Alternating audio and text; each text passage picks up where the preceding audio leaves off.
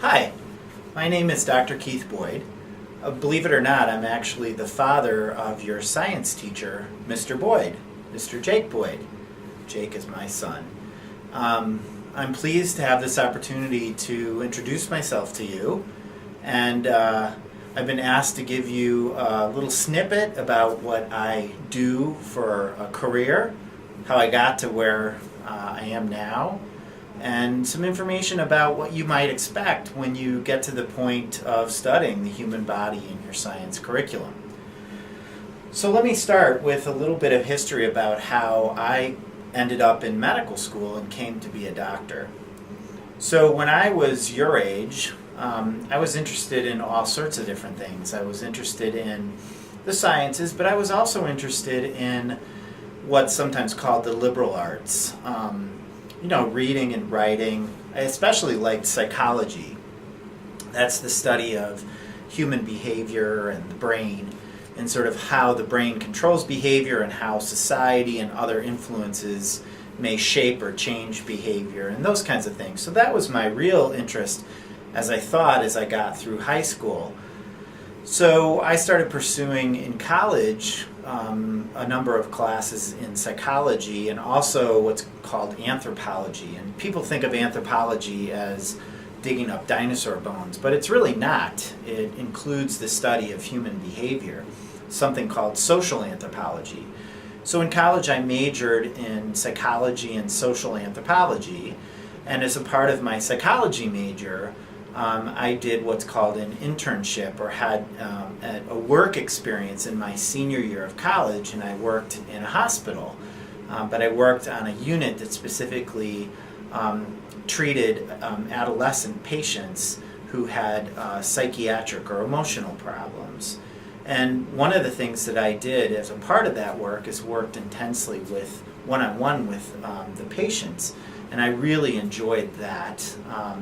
And so the psychologist who was supervising my work at the time convinced me that what I really wanted to do was to become a medical doctor rather than going on to become a psychologist. So I actually had to go back to college and take some more classes because I hadn't taken all the pre-medical requirements.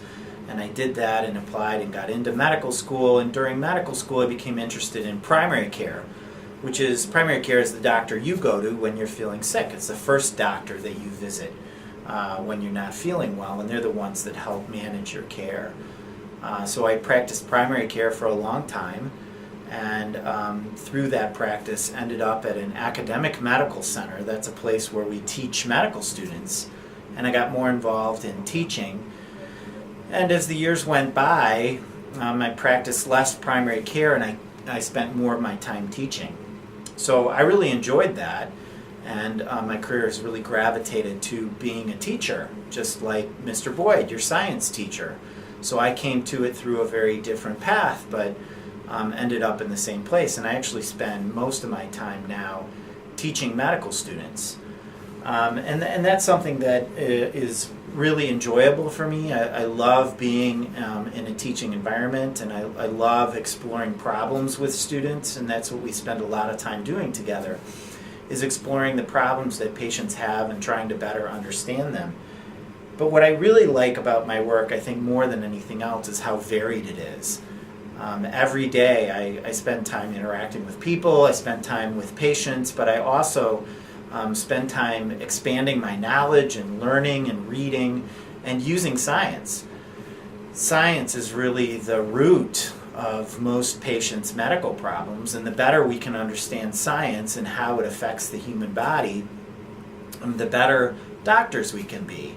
So being a doctor is a great combination of things. You get to use your people skills, you get to use your science skills and be a problem solver. A lot of days I feel like I'm sort of a detective almost, I have a problem and I have to get all the information and gather it and analyze it and interview people and do a physical exam and get more information in order to make my diagnosis. So that's a lot of what I do every day.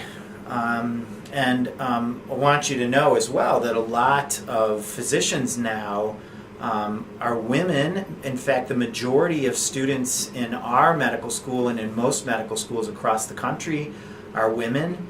There are many fields within medicine now that the majority of practitioners are women.